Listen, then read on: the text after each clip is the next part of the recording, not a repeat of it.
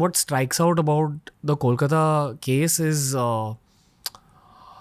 this lack of safety for medical professionals as well as lack of safety for women in our country in a government medical college. You know, when we speak about a rape case, sometimes, you know, if it happens in an obscure location, that's what the general public would occasionally highlight about the case, that, oh, it happened in this place outside the city. This happened right in the middle of the city in a government medical college. Also, as we speak, I think it's 20th August, murkier details about the case are coming through. I'm also going to go on record and say that right after our podcast, we had another podcast scheduled, which was with some of the doctors from the Kolkata Medical College, the RG Kar Government Medical College. They backed out yesterday. They called us up and said that we're getting threat calls to not be on the show. This is the truth of what's happening in our country. This situation is way murkier than what we initially thought it was, and it was extremely murky to begin with. So, should we begin by talking about the case? Sure. So I think what happened in Kolkata is something that is horrific, right? I think today the conscience of the entire country is shaken. The entire nation has basically been brought to its knees, right? Not just medical professionals, not just women. I am a father of a young daughter, right? Today, I am not sure that I want my daughter to potentially pursue medicine. I'm scared. Ranveer, I'm scared. Right? If this can happen in Kolkata, in a government college, this can happen anywhere, right? But before, it's important to realize what a doctor goes through, right, to reach this place. I'll just tell you in a second, right? Roughly 25 lakh. So before this, right? Doctor banna Ram ke vanvas ke barabar hai, right? 25 lakh people give the NEET UG examination. 25 lakh. Out of which roughly 1 lakh people get an MBBS seat, 50,000 in government colleges, 50,000 in private colleges. After 4.5 years of MBBS, they'll do a year of internship. After a year of internship, they will give the NEET PG examination, a very difficult examination, which again only has 64,000 seats. If you're lucky, you get in and become a resident. After 3 years of residency, you will do a rural bond. 3 years. After that, you will do a super specialty. After that, you will basically start practicing and having a thriving practice. Now, let's put that aside here to tell you what it takes to become a doctor, right? Now, what has happened in the Kolkata case is something that we all need to step back and say that what is going to happen after this? Yes, we all are protesting, doctors on the streets, you and I are disappointed. As a father, I'm crying. What is going to happen after this? Are we going to get justice? Sure. Hopefully, we will get justice. The poor girl and her family will get justice. And my only hope and prayers is that. But after that, what will happen? We've seen the infamous Nirbhaya case. What happened after that? And I'll tell you, a very similar incident happened in New York in 1989, where a pathologist, Dr. Catherine, was brutally murdered in New York's Bellevue Hospital. Very similar case. Uncanny how similar it is. But what happened after this will blow your mind. It changed the way hospital security was in the US forever. The mayor of the city made it a single priority, not just to bring justice, but to change how hospital security and surveillance would take place in New York hospitals forever. My hope and prayers is that this incident is a change, brings a reform in India and in Indian hospitals. So today doctors can feel safe while providing care and being selfless souls that they are. Yeah. I have so much to say about what you just said, but I'd also like to genuinely address the CM of Bengal, Mamata Banerjee, the PM of our country, Narendra Modi ji, and the Health Minister of our country, JP Nadda ji. I feel this is such an important moment in our nation's post-independence history that the biggest political figures in the country need to step in. I believe the Supreme Court, as we speak, has taken up the case this morning. But we need some reforms, especially when it comes to rape laws, but also especially when it comes to the safety of medical professionals in our country.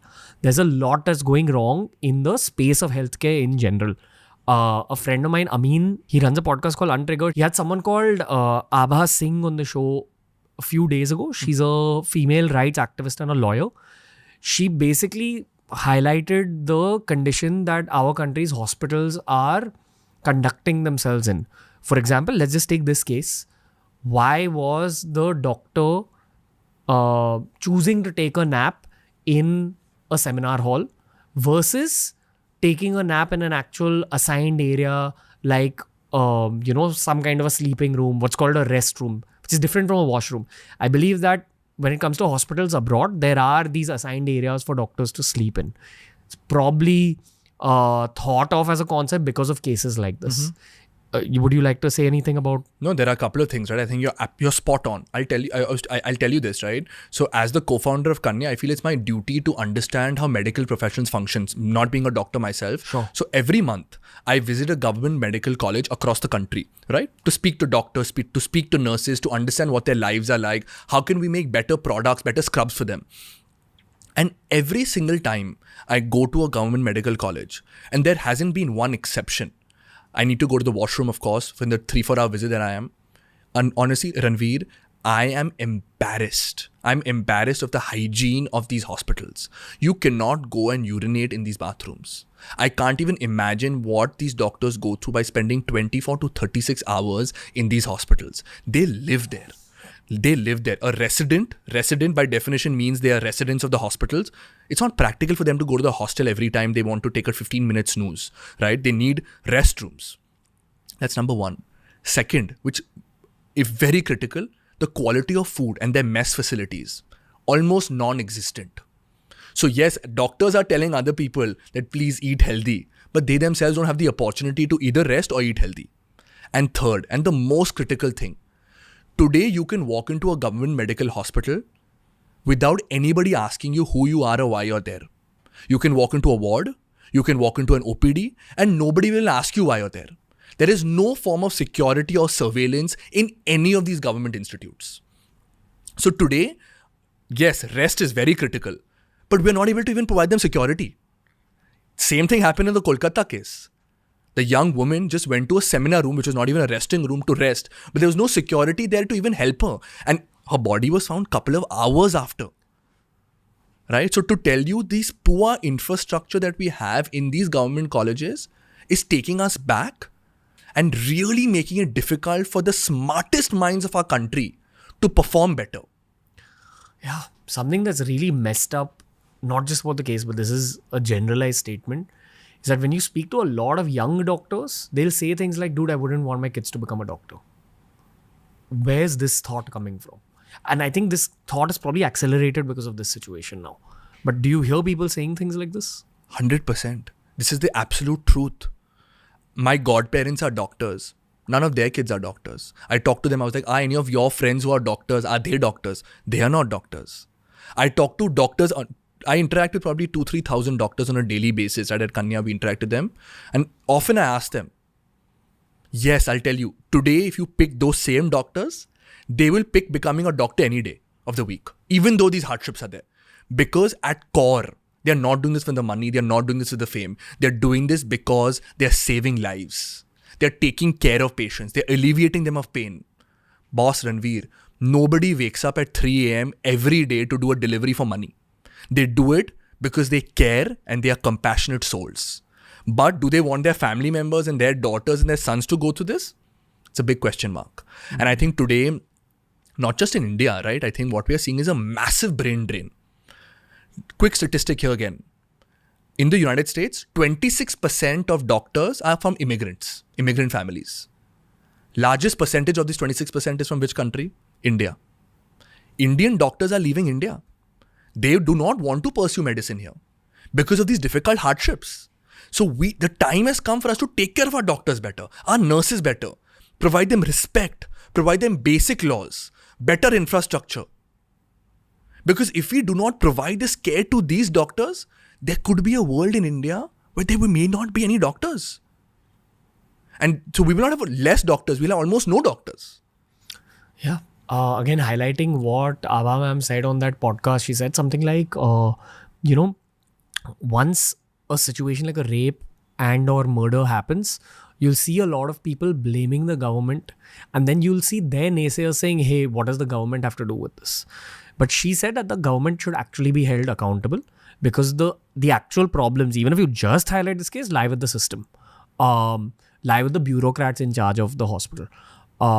The kind of timings that the hospital operates on, the restroom situation, the washroom situation, the security situation, just how these interns and resident doctors in hospitals are managed. It's a very high stress environment. Maybe before we let the audience go, we'll just quickly summarize the key points.